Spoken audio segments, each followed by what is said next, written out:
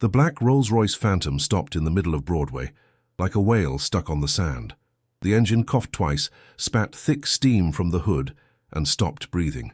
All of New York seemed to freeze for a second before exploding into a concert of honks, screams and phones pointing from every direction. Ethan Vance got out of the back seat with his face bright red with anger. He was 57 years old, wore a custom Armani suit, a Patek Philippe watch on his left wrist, and a fortune that could buy half a block of that same street. But none of that mattered now. His $400,000 car was dead in front of hundreds of witnesses, and social media was already eating up his humiliation. "Damn Italian trash," he roared, kicking the front tire. "Ethan, calm down, man," said Robert Ibarra from the sidewalk, laughing with his hands in his pockets. "It is German, not Italian. But it doesn't matter, right? They all fail." George Montalvo, the other partner, took out his phone and started recording. "This goes straight to our private group. The boys at the club are going to die laughing." Ethan squeezed his fists. Traffic was still stuck. Drivers were yelling. A woman from a balcony threw insults at him. And then, among the crowd that had formed like a circus, a boy appeared. He looked about 12 years old. He was thin, almost fragile, with a wrinkled school uniform and grease stains on his sleeves. He carried a worn backpack hanging from one shoulder. His hands were dirty with black oil, but his eyes shone with a strange, almost annoying calm. He walked closer without fear, dodging the adults, and stopped in front of the Rolls-Royce as if he were in front of a hurt horse. "Can I help?" he asked with a clear voice. Robert was the first to explode in laughter. "Did you hear that, Ethan? The kid wants to help." George came closer with the camera still recording. "What do you know about cars, boy? Does your dad fix bikes in some alley in Queens?" The boy did not answer. He simply leaned down, put his ear to the hood and listened. The silence lasted barely 10 seconds, but it was enough for Ethan to feel something uncomfortable in his chest. That boy was not playing. "It is not the engine," said Gabriel Miller, standing up. "It is overheating because of a stuck water pump. If you keep trying to start it, you will melt the block." The silence that followed was heavier than the noise of the traffic. Chapter 2. The cruel bet Ethan shared a key. "Look with Robert." George stopped recording. "What did you say?" Ethan asked, narrowing his eyes. Gabriel wiped his hands on his pants. "The water pump is stuck. It needs to be freed to circulate again. It is not hard if you have the right tools." Robert let out a mocking laugh. "This kid is crazy. How old are you, 5? 12. Gabriel answered without moving. Ethan felt something strange. It was not curiosity. It was almost hate mixed with cruel fun. He wanted to see how far this little act would go. "Fine," he said, crossing his arms. "How much do you charge for that miracle?" Gabriel looked him straight in the eyes. $1,500, and I fix it right here in 15 minutes if you let me touch the car." The crowd held its breath. George raised his phone again. Robert almost fell over from laughing. "This is pure gold," Robert yelled. "Ethan, do it. Let him try." Ethan smiled coldly. It was not a kind smile. It was the smile of someone about to crush an insect. "Deal, boy. But if you fail, you wash my car for free for a month. Right here on Broadway in front of everyone." Gabriel nodded without doubt. "I need a 13mm wrench and a clean rag." Someone from the crowd passed him a wrench. Another threw him an old rag. Gabriel knelt in front of the Rolls-Royce as if it were an altar. He opened the compartment with precision, slid his fingers between wires and pipes with the safety of a surgeon, and started to work. The air smelled like gas and hot metal. The cameras recorded every second. Ethan watched with his arms crossed, waiting for failure. But what he saw was something he did not expect. Mastery. Gabriel loosened the stuck part, released the built-up pressure, made the system circulate with fast and sure moves, and then, with almost religious care, turned the key. The engine cleared its throat once, twice, and on the third time, it roared with the perfection of a German symphony. The Rolls-Royce came back to life. The crowd exploded in applause. Ethan stayed still with his mouth open. Robert stopped laughing. George lowered his phone. Gabriel stood up, wiped his hands, and held out his right hand to Ethan. $1,500, please. Chapter 3. The Boy Who Broke the Internet. Ethan took out his wallet like a robot. He counted $1,500 bills and put them in the boy's hand without a word. Gabriel kept them in the inside pocket of his backpack, gave a small bow, and disappeared into the crowd before anyone could stop him. The video exploded that same night. In less than 6 hours, it had 300,000 views on Twitter. The next morning, the New York News showed it over and over. The mechanic boy of Broadway. The headlines fought for the most shocking phrase. A 12-year-old genius humbles a millionaire. Boy fixes Rolls-Royce in the middle of the street. Gabriel arrived home with the envelope of money pressed against his chest. He lived in a 3-story building in Queens, with peeling walls and stairs creaking under every step. The apartment door had not had a new lock in 5 years. Inside, his father was sitting at the kitchen table checking bills with a tired face. Charles Miller was 42 years old, but he looked 50. Calloused hands, a back bent from leaning under cars, eyes tired from sleeping little and worrying much. When he saw Gabriel enter, he looked up. "Where were you, son?" "I looked for you at school." Gabriel put the envelope on the table, without saying anything. Charles opened it slowly, as if he were afraid it was a joke. When he saw the bills, his face changed. First confusion, then disbelief, finally tears. "Gabriel, what did you do?" The boy sat in front of him and told him everything. Every word, every detail, the Rolls-Royce, the angry millionaire, the bet, the engine, the applause. Charles listened in silence with his hands shaking on the table. When Gabriel finished, his father stood up, hugged him hard, and cried against his shoulder. "You are extraordinary, son. You are more than I ever was." Gabriel felt his father's chest go up and down against his own. It smelled like engine grease and honest sweat. It was the smell of dignity. "I learned from you, Dad. Everything I know I learned from you." Charles pulled him away gently, looked into his eyes, and smiled through the tears. "This money gives us 3 months of air. 3 months to breathe without drowning. Thank you, Gabriel. Thank you." That night, Gabriel fell asleep with the certainty that he had done something important. He did not know yet that he had changed his life forever. Chapter 4. The wound that never closed. Ethan Vance could not sleep.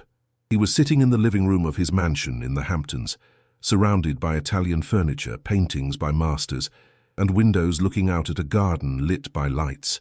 Everything shone. Everything was perfect. And yet, everything felt empty.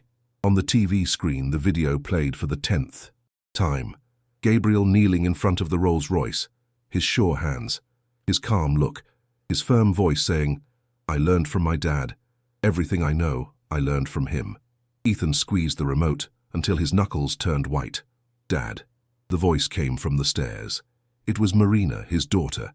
She was 17 years old, with long brown hair, green eyes like her mother, and an expression that mixed sadness with focus. She came down barefoot and sat next to him on the sofa. "How many times are you going to watch that?" "As many as needed," Ethan whispered. Marina took the remote and turned off the TV. "Do you know what day it is tomorrow?" Ethan closed his eyes. Of course he knew. 5 years. 5 years since Ryan, his son, died in a car accident. He was 12 years old, the same age as Gabriel. "I don't want to talk about that," he said with a raspy voice. "You never want to talk about that," Marina answered. "That is why you became like this. Cold, distant, cruel to people who don't. Have your money." Ethan opened his eyes and looked at her with anger. "You don't know what you're talking about. I know perfectly what I'm talking about. Since Ryan died, you stopped being my father. You became a money-making machine. You feel nothing, you care about nothing. You humbled that boy in front of hundreds of people, and you don't even regret it." The words fell like stones. Ethan wanted to yell, to defend himself, but the truth went through him like a knife. Marina was right. Since Ryan's death, something inside him had broken. He did not cry. He did not laugh. He only worked, made money, and tried to fill the void with luxury that never filled it. "What do you want me to do?" he asked, almost in a whisper. Marina stood up and looked down at him. "I want you to find the boy. I want you to say sorry. And I want you to do something good for once in these 5 years." She went to her room without waiting for an answer. Ethan stayed alone in the silence of his empty mansion, looking at the black TV screen, seeing the reflection of a man he no longer recognized. Chapter 5. The Silent Search. The next morning, Ethan made 2 calls. The first was to a trusted private investigator, the second to his personal assistant. The instructions were clear. Find the boy in the video, learn everything about him, and do it with total secret. 3 days later, The report arrived on his desk. Ethan read it in silence, and with every line he read, the knot in his throat got bigger. Name, Gabriel Miller, age 12 years old. Address 47th St. Apartment 3B, Queens. Father Charles Miller, auto mechanic, widower mother, died 7 years ago, breast cancer. Money situation, poor. Monthly income, about $900, family business.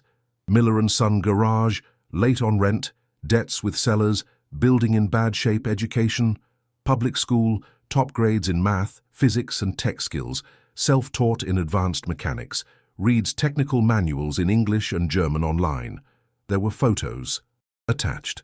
The garage was a small dark place, with the ceiling stained by wetness and tools that looked older than the building itself. Charles appeared in one image, working under an old car, with his face covered in grease and a tired smile. Ethan closed the folder and stared out his office window. From there he could see all of New York, the glass towers, the traffic, the lives of millions of people he would never know. But at that moment, he could only think of a humble garage in Queens and a boy who had learned to fix engines because he had no money to learn anything else. He picked up the phone and dialed.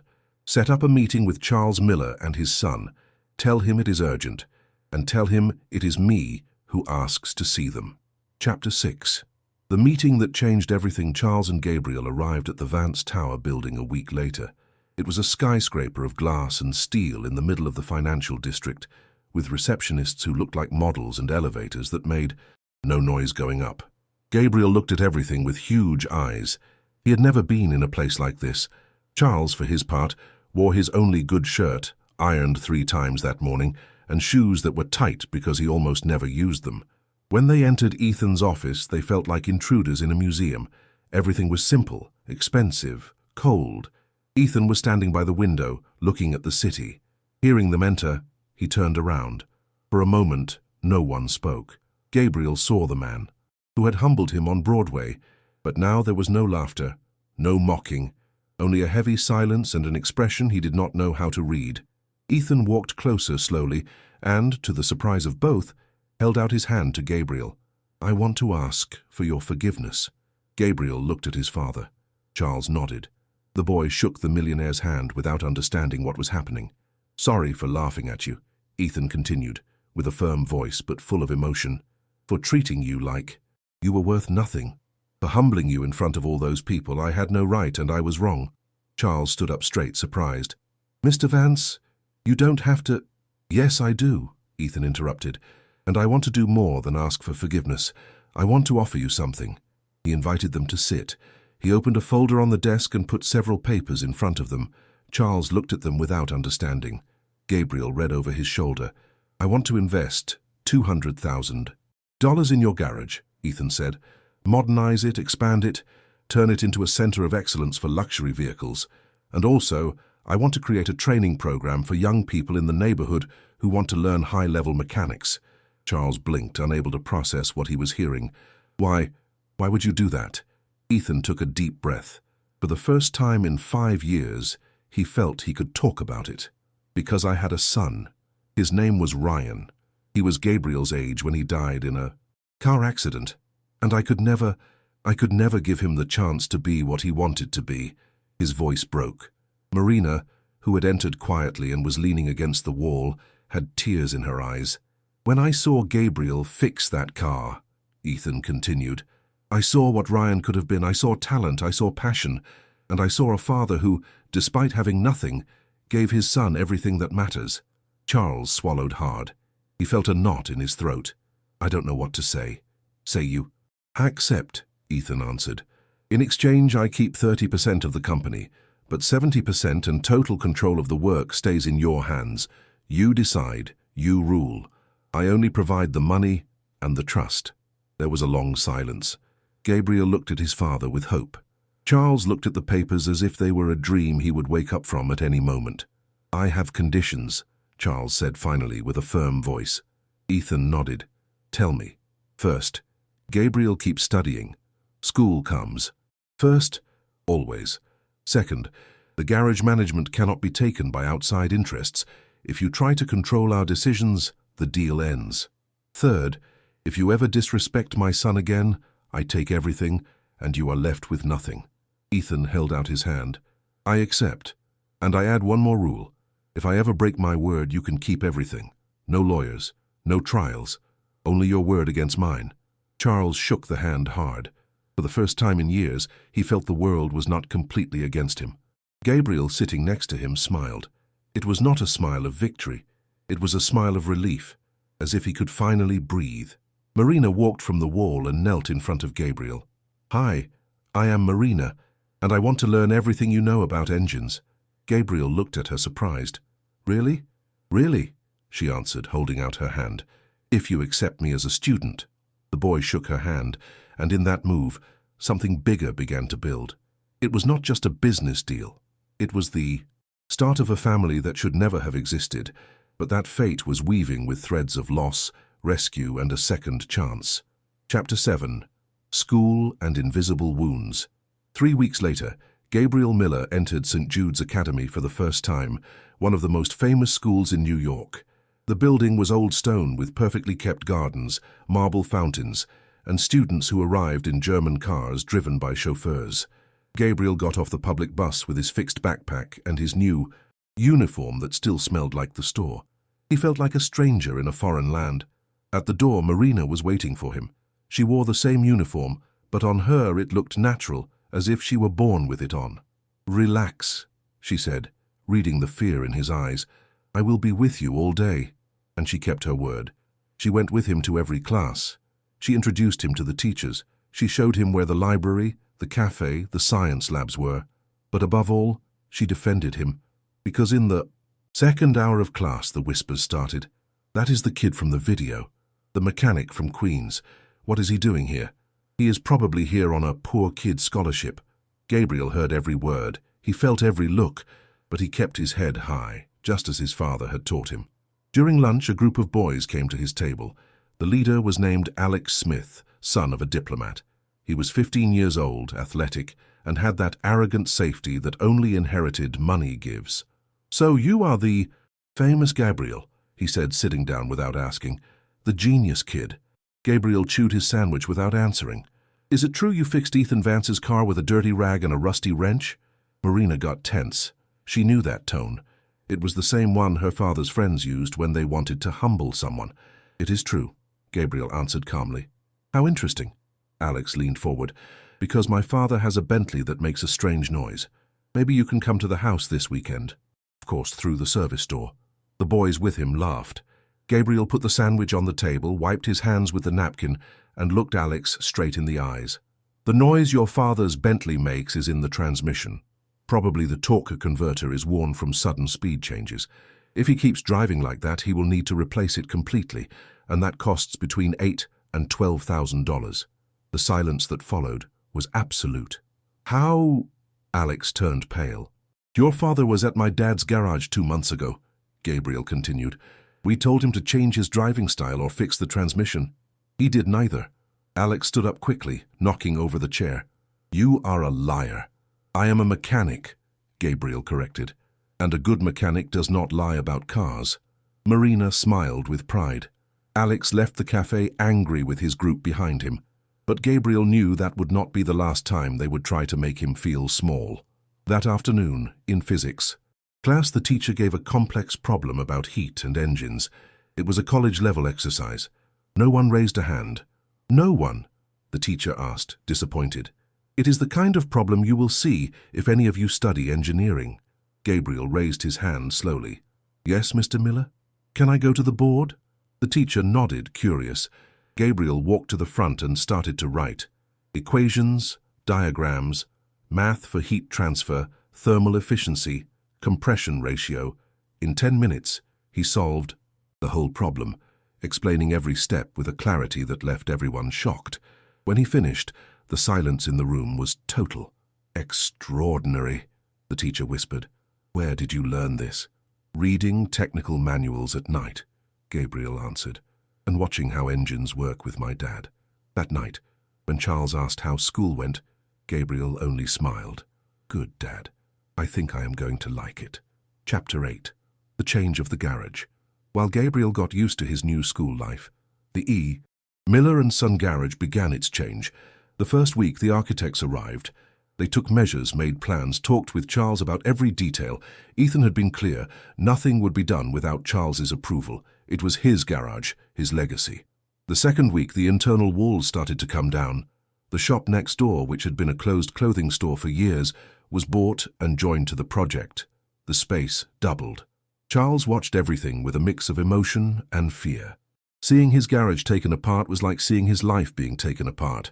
But Ethan came every afternoon, put on a helmet, and worked next to the workers, carrying trash, cleaning dust, sweating like any worker. "You don't have to do this," Charles told him one day, seeing him carry a metal beam. "Yes, I do," Ethan answered, wiping sweat from his forehead. "I need to feel that I am building something real, not just signing checks." Marina also helped. Every afternoon after school, she arrived with Gabriel and stayed until dark. She learned to use tools, to read manuals, to name parts.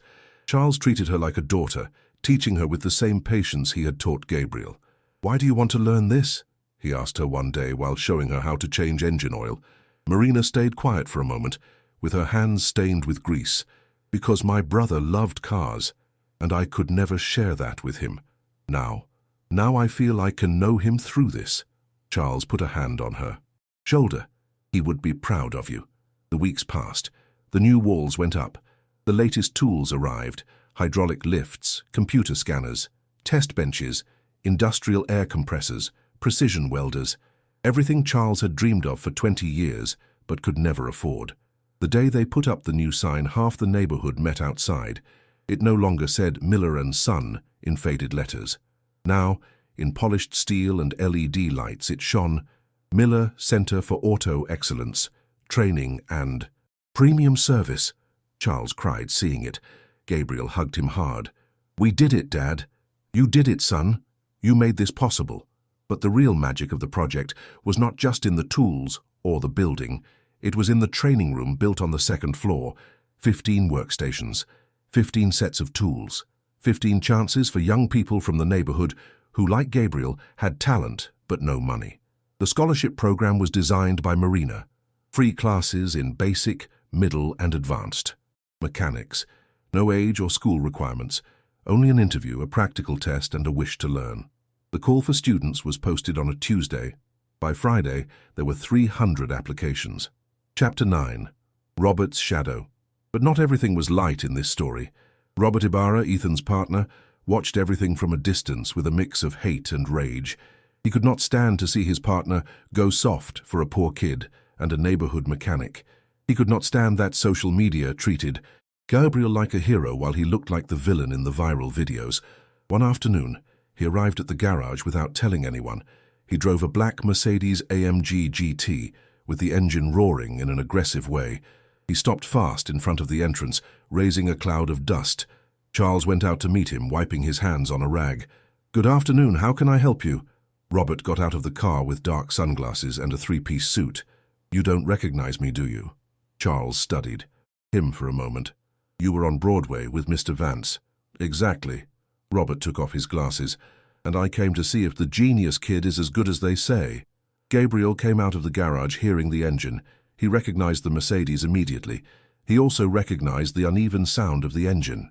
"It has a problem in the gas recirculation valve," he said without anyone asking him. "The EGR is partly blocked. That is why it loses power in high acceleration, and fuel use went up by 15 to 20%. Robert froze.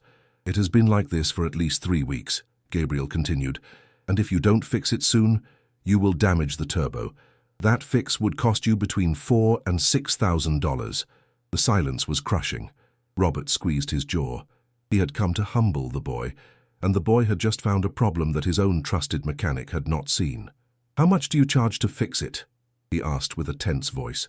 $500, Charles answered. "It includes full cleaning of the system, replacing gaskets and checking the turbo."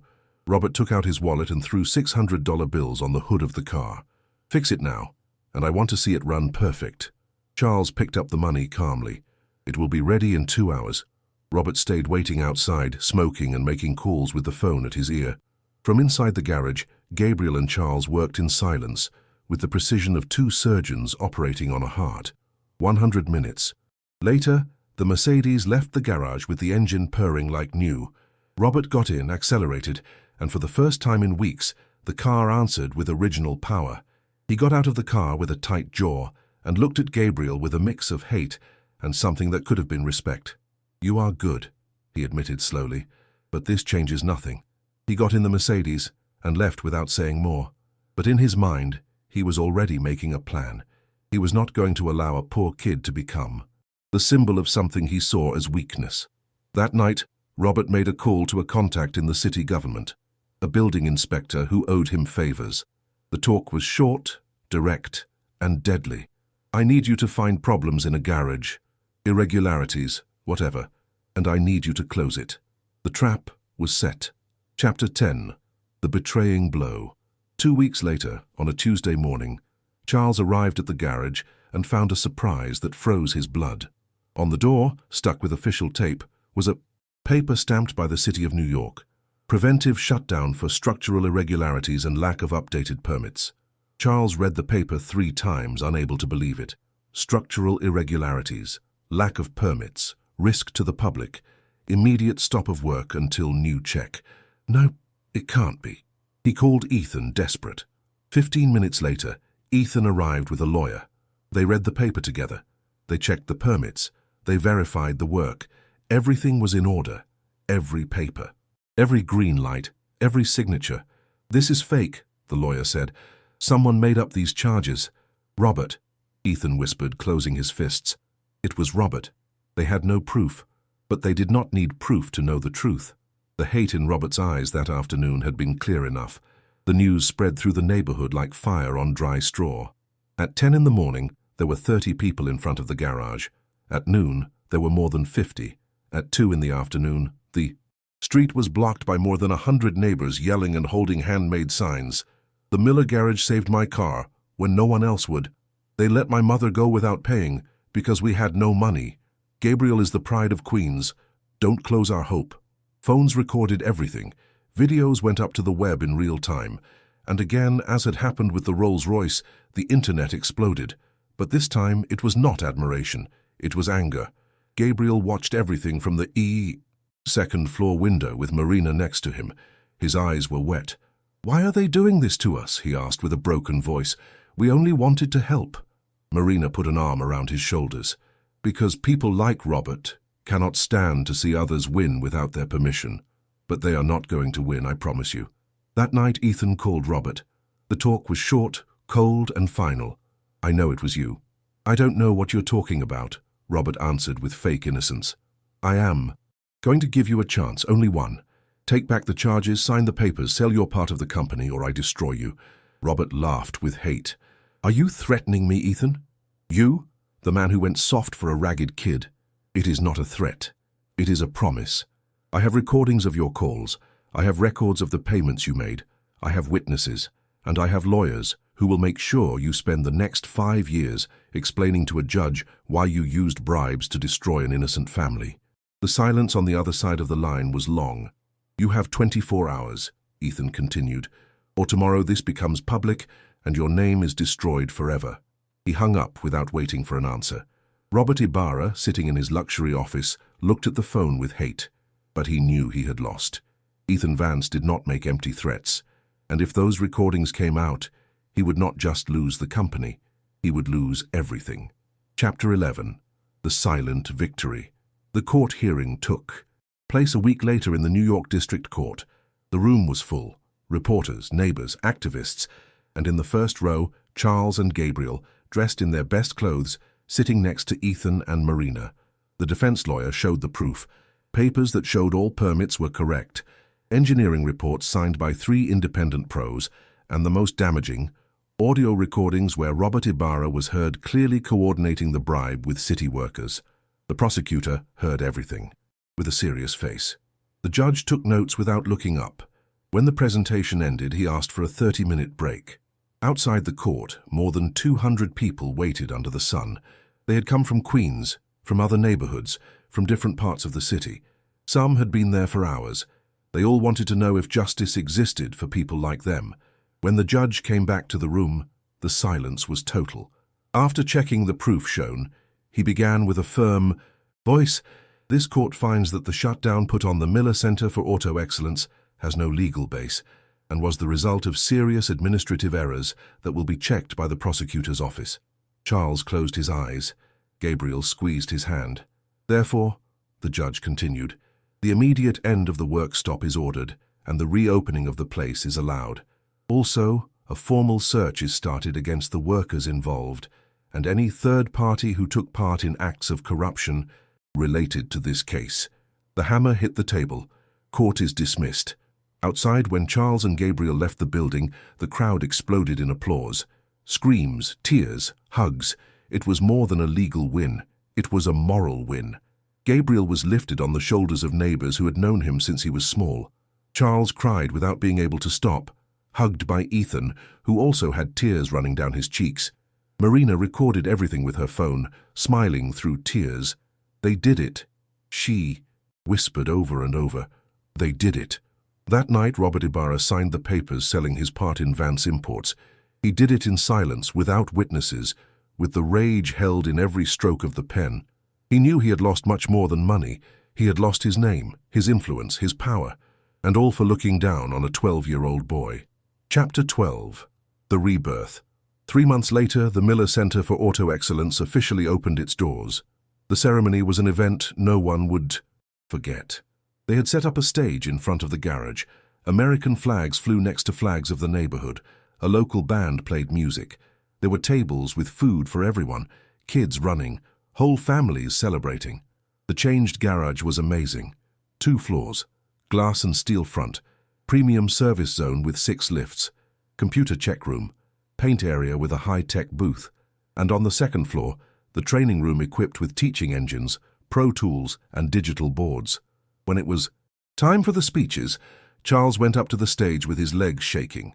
He was not used to speaking in public, but when he looked at the crowd, he saw known faces, families he had helped, young people who now would have chances. I am not good with words, he began with a shaking voice. I am a mechanic.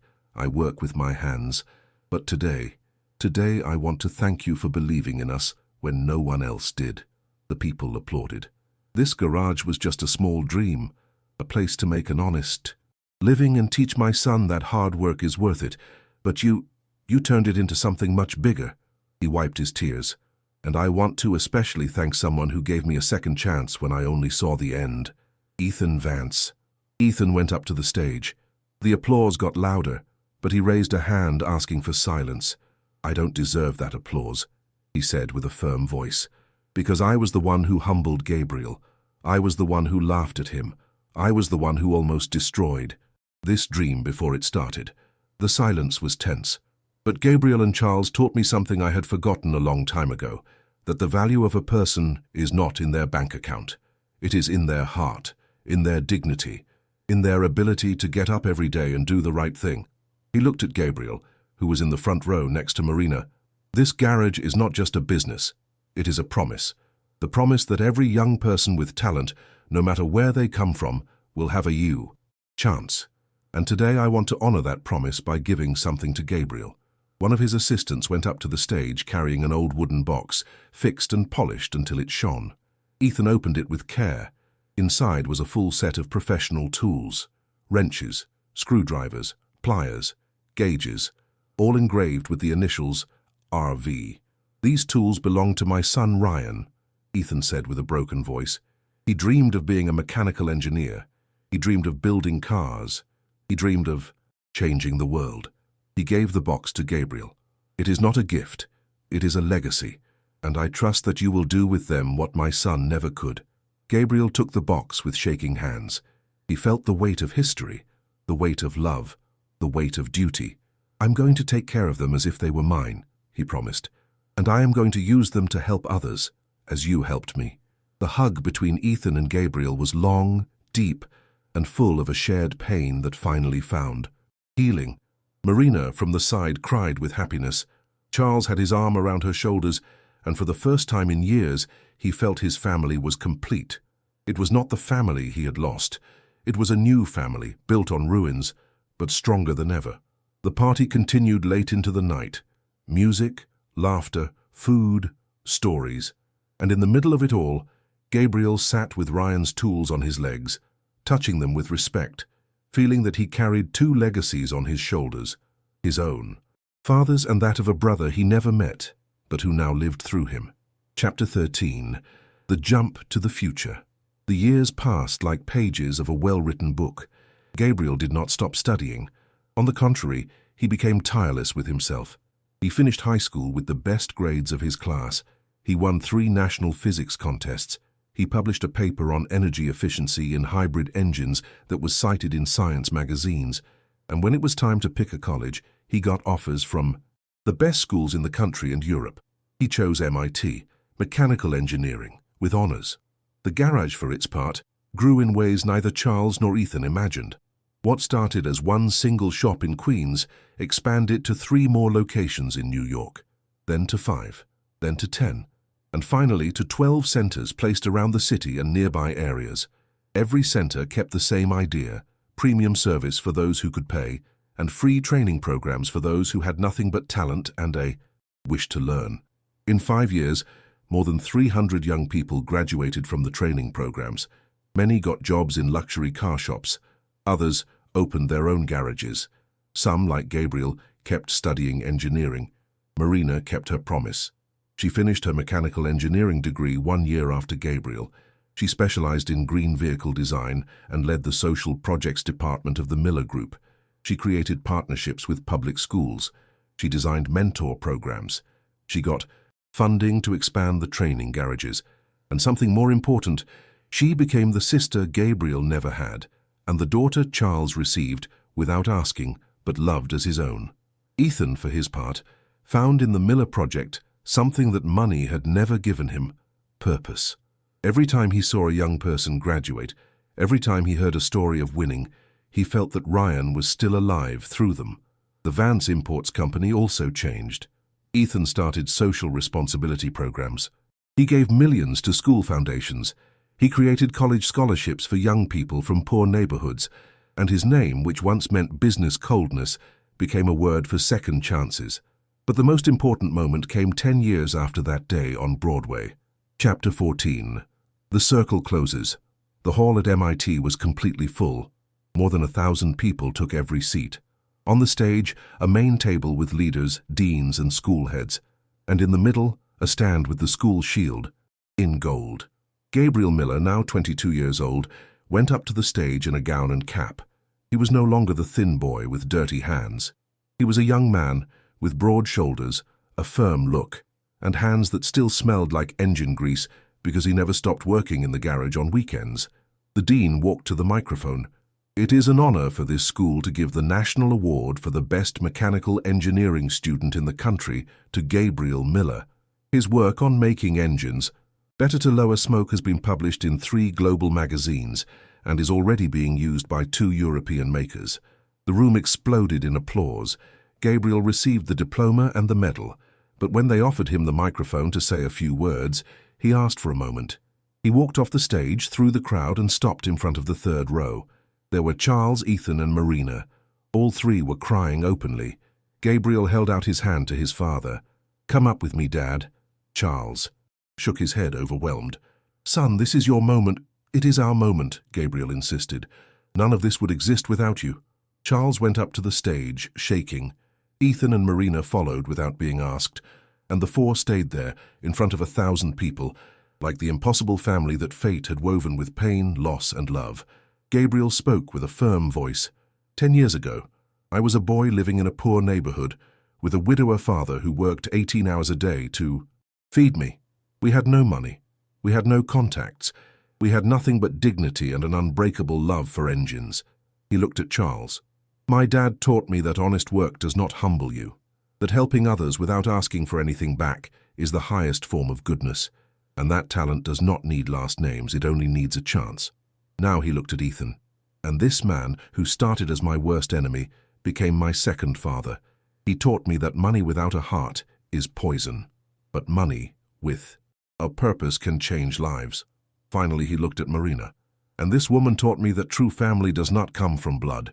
It comes from choosing each other every day, from being there, from believing in the other even when the whole world doubts." Today, I don't just get an award. I get the proof of something I learned 10 years ago, kneeling in front of a Rolls-Royce in the middle of Broadway, that people are not worth what they have. They are worth what they give, how they lift others, how they turn pain into hope. The silence in the hall was total. 1,000 people held their breath. This diploma, Gabriel continued, lifting it, is not mine. It belongs to every young person who went through our garages and dared to dream. It belongs to every family that believed their kids deserved more than what life gave them. It belongs to my dad, who never gave up. It belongs to Ethan, who turned his pain into rescue. And it belongs to Marina, who taught me that siblings are chosen with the heart. He hugged Charles hard. The man cried against his shoulder like that far-off day when Gabriel arrived home with $1,500 in his pocket. "Thank you, Dad," Gabriel whispered, "for teaching me that poverty does not define people. It only tests them." When they pulled apart, Ethan came closer and put a hand on Gabriel's shoulder. "You gave me back something I thought I lost forever," he said with a shaking voice. "You gave me back the ability to feel, to love, to believe I can still be a good man." Gabriel took Ethan's hand. "You gave me the chance that changed my life, but I gave you back a son. We are even." Marina wiped her tears and smiled. "We are not even," she said. "We are family, and that is much better." The four hugged on the stage while the whole hall stood up. The applause lasted 5 full minutes.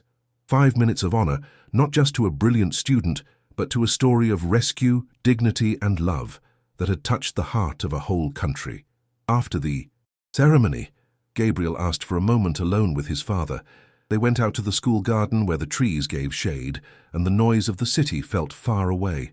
"Dad, I need to tell you something," Gabriel began, sitting on a stone bench. Charles sat next to him, still with wet eyes. "Tell me, son. I got an offer from a German company. They want me to work in their research and development department. The pay it is more than you and I made in 10 years. Charles felt a knot in his throat, but he smiled. "That is wonderful, Gabriel, you must accept." "I am not going to accept." The silence that followed was heavy. Charles frowned. "Why not?" "Because I want to stay here. I want to work with you. I want us to take the Miller Center to the next level together. I want to design new programs. I want us to be the top example in auto training. I want every poor kid in the country to know they have a place where their talent matters more than their name." Charles shook his head, with tears running down his cheeks. "You cannot turn down that chance for me. It is not for you, Dad, it is for us. For what we built. For what we stand for." Gabriel put a hand on his father's shoulder. "For 10 years, people have asked me what my dream is. And I always answered to be an engineer, but I was wrong. My true dream is to become the man you are. A man who works with dignity, who helps without asking for anything back, who builds the future with his own hands." Charles hugged him with a strength that seemed to want to stop time. "You are better than me, son. You always have been." "I am what you made of me," Gabriel answered. "And now we are going to do the same for hundreds of more young people." That night the four had dinner together at Ethan's house in the Hamptons, but it was not a formal dinner. They ordered pizza. They sat on the living room floor. They laughed, remembering stories. Marina told how Gabriel almost fainted the first time he saw the school lab. Ethan confessed. He still had nightmares about the day the Rolls-Royce broke down on Broadway. Charles spoke of the nights he stayed awake, praying to pay the rent. And Gabriel, looking at them all, felt something that had no name.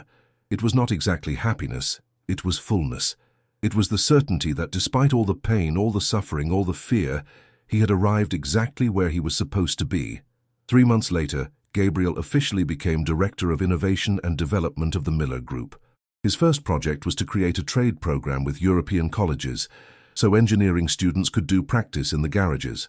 The second was to design an auto-check system with AI that could be used by mechanics all over the country, making high-tech open to all. And the third, the biggest one, was the creation of the Ryan Vance Foundation in honor of the brother he never met.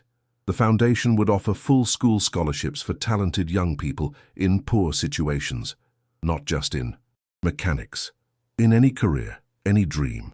The day the foundation opened, Ethan took Gabriel to a place he had never shared with anyone before, the cemetery where Ryan was buried. They walked in silence to the grave, a simple white marble stone with the dates of birth and death and a phrase, He dreamed of changing the world. Ethan knelt in front of the grave and put a hand on the cold stone. "Son, today I want to introduce someone to you. This is Gabriel, the brother you didn't have, the son I didn't deserve but that life gave me as a second chance. I couldn't save you, I couldn't give you the future you deserved, but I found a way to honor your memory. Through him, through all the young people he is going to help. Your dream didn't die, Ryan. It just found other hands to become real." Gabriel knelt next to Ethan and put a hand on his shoulder. "I promise I am going to take care of your dad," he said, talking to the grave. "And I promise every time I help someone, I am going to remember I do it for you too." They stayed there for an hour without talking, just sharing the silence and the weight of the missing people who are never fully replaced, but who can be turned into purpose. When they returned, Marina was waiting for them in the car. She had brought flowers. The 3 generations of an impossible family walked back to the grave and left a bunch of white roses. "Rest in peace, little brother," Marina whispered. "Your legacy is in good hands." Time continued its march. The Miller Group reached 15 locations. More than 1,000 young people graduated from its programs. Dozens of them started their own companies. Some became teachers, others inventors. Gabriel, at 25 years old, published his second book, Talent Without Borders: How Dignity Builds the Future. It became a bestseller. It was translated into 7 languages. Colleges all over the world invited him to give talks, but he never forgot where he came from. Every Saturday, without fail, he worked in the original garage in Queens. He put on the stained coveralls. He got his hands dirty. He fixed cars next to his father. He taught the new students. And every time a 12-year-old boy entered the garage nervous for the first time, Gabriel knelt to his height, looked him in the eyes and said, "I came here with fear too. But this place taught me that talent does not need money. It only needs a chance. And you just got yours." In his office, on the desk, Gabriel kept 2 things. The first was a photo of the day he fixed the Rolls-Royce on Broadway, his face full of focus, dirty hands, the crowd watching. The second was Ryan's toolbox, which he used every day and which shone from constant use. And every night before sleep, he looked at those 2 things and remembered the most important truth he had learned, that people are not measured by what they have, but by what they build with the little they were given. On a winter night, 5 years after the college award, Gabriel got a call. It was a reporter from the BBC who wanted to make a movie about his story. Gabriel said yes with one condition, that they also tell the story of his father, of Ethan, of Marina, and of the 300 young people who had gone through the garages. "It is not my story," he explained. "It is our story. The story of what happens when humility meets generosity, when pain is turned into purpose, when the second chance is not wasted." The movie was called The Mechanic of Broadway and was seen by more than 20 million people around the world. It inspired similar programs in 12 countries. It changed school laws in 3, and it showed the world that dignity has no price, but has infinite value. In the final scene of the movie, Gabriel appeared sitting on the bench of that original garage in Queens, with his father on one side and Ethan on the other. The camera moved in slowly, while Gabriel said his last words. "People always ask me what the moment was that changed my life, and I tell them it was not one moment, it was a choice. My dad's choice to teach me that honest work gives dignity. Ethan's choice to turn his pain into rescue. Marina's choice to become my sister. And my choice to never forget that success without a purpose is just noise." He paused and smiled. "The day I fixed that Rolls-Royce, I didn't save a car.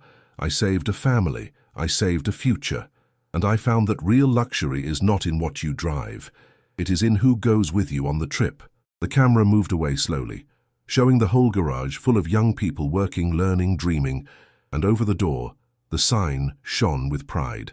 Miller Center for Auto Excellence, where talent finds its way, and under it, in smaller but just as important letters, founded by Charles Miller and Gabriel Miller, powered by Ethan Vance, built by the community. The screen turned black, but before the names showed, one last phrase appeared.